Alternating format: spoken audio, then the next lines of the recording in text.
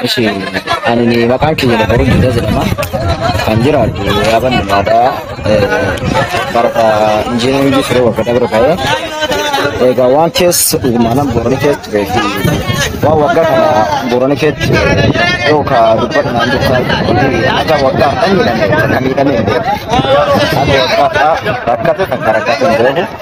Baay'ee rakkate baay'ee osoo hin kadhanne diinaaf firaallee hedduu kadhatee ture. Garuu galata Rabbii guyyaadhaa akkalees jedhan guyyaadhaa iddoo baay'ee Boorana keessatti rabee qabbaneessee jira. Waaqa ammoo kusubaatiif kan marra isaanii godhinnaa jedha. Ammoo asii kusumaa ta'uungee fi rakkoo Boorana mudatu kana qabate nam baay'ee jira. Booranaallee akkasuma Oromoo hunda biraatti galateeffachuu malkaa gammaatti galateeffatanii baay'ee jira.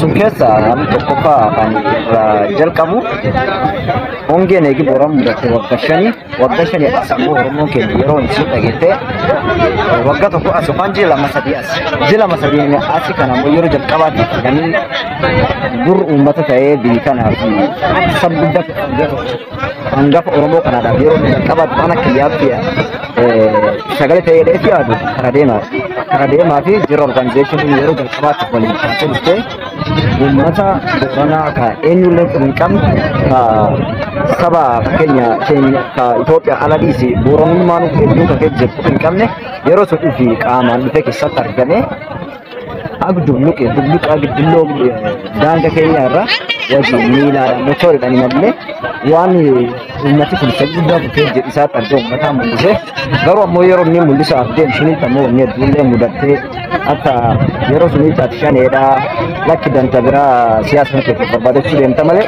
uummata kanaa fayyaduudhaaf hin deemtu uummata kanaa irraa danta addaa argachuu deemta malee uummata kanaa sagalee deemuu hin barbaaddu jedhanii mana hidhaallee tursanii jiranii garuu ammoo maniidhaa sullee is daangessu hin dandeenye akka ta'e in bahee ammoo imal isaa kaayoo waan karaa dhufeefi imalee iddoo bahuun imalu guutuu baheeni dookumentii barbaadu guutuu fudhatee gara fakkeenya imal isaa ka yaaballoo deebi'e eeginni yaaballoon deebi'e ammoo Booranilleen wanti yaaballootti dillootti si godhani Booran bakkin buutu fakkeenya sin beekaniif si godhan malee karaa deemaa eessaallee namni Oromiyaatti miti aga Itoophiyaa alaalleetti namni si beeku namni karaa deemaa bitta uummata dantaa siyaasa fi itti fayyadamaa jedhee yaadin jiru wanni kun Booran bakkin buutu jedhanii akka aadaatti meedhichaa fi waya aadaatti godhanii galchanii kanaaf marsa jalqaba irratti karaa deemaa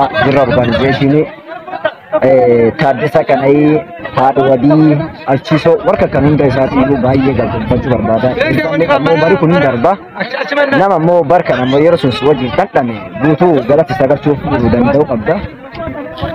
Dhalataan fakkeenya kutaa Booranaa jiru Oromiyaan guutuun inni ammoo sab kanaaf quuqamuuf dhuftu guutuun warra kan galata sadeeru hin qabu jedhee yaada.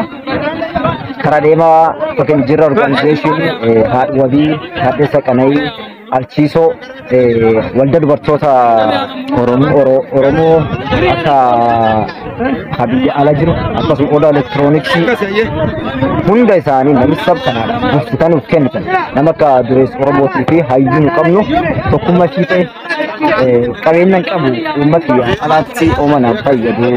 Kanaaf qabeenyi kiyya uummati qabeela'uu jiraachaa yookiin uummati kadhumuu jiraachaa anis boru bira du'aa nan fayyadu jettee uummata kana yeroo kanaa dhaqqabu keessatti dhuguma isa ambulaansii sab kan sa'aatiin beela'uu jiruutti inni rakkachuu jiruutti dhuftanii irra buutanii waan deeggartaniif waan irra oolchitaniif aarsan isan kaffattanii guyyaa har'a jalqabee uummati kulleen gara galchisaa isan gaafatate ifuu danda'a har'a akka leessan jiru akka dheenyadhaan jiru waaqii akkumsanii deeggarteessanii deeggaruu jirtanilleen waan isaatiin qabatee jira. Sabi bal'aan eegii waliif yaada waaqilleen akkasuma namaaf yaada.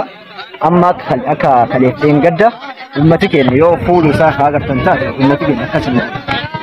Kanaaf ammoo maalidha? Waan dabreef waan agammaatti siin ba'e nama siin baasisaniidha jedhee yaadanii dhugumaan waaqaan gadiitti namni Oromoodhaa fi ambulaansii ta'ee yeroo kanaatti dhufee wallaan ka duurchiisu ka duwarraba haas ka fakkeenya boolla du'a qarqara ciisu qarqara haaftan isanidha. Hedduudha akka keessatti qabeenyas qabu, ka dandeessus qabu, ka beekumsi qabu, ka uummata kanaa cal jedhee siroo fi ciisu hedduu jira. Isan kanaafuu galataatisan mala galat sun galat seena qabeessa. Hayoomillee seena irraan banneetti sanii mala sabboorana biraa kan mallee irdeebee maqaa keessanidha. Tokkummaa fiixee Taaddasa Qana'ii haadha wadii tokkummaa dubartoota Oromoo akkasuma odaa elektirooniksii fi hedduu keessan maqaa dhiyaanii keessan ba'u kanas ijoollee keenya kan archiisoo paaswaalii sappii hundeessitan sab kana duraachi bulaa wanta sab kana yaadda waaqillee nu yaadee jira.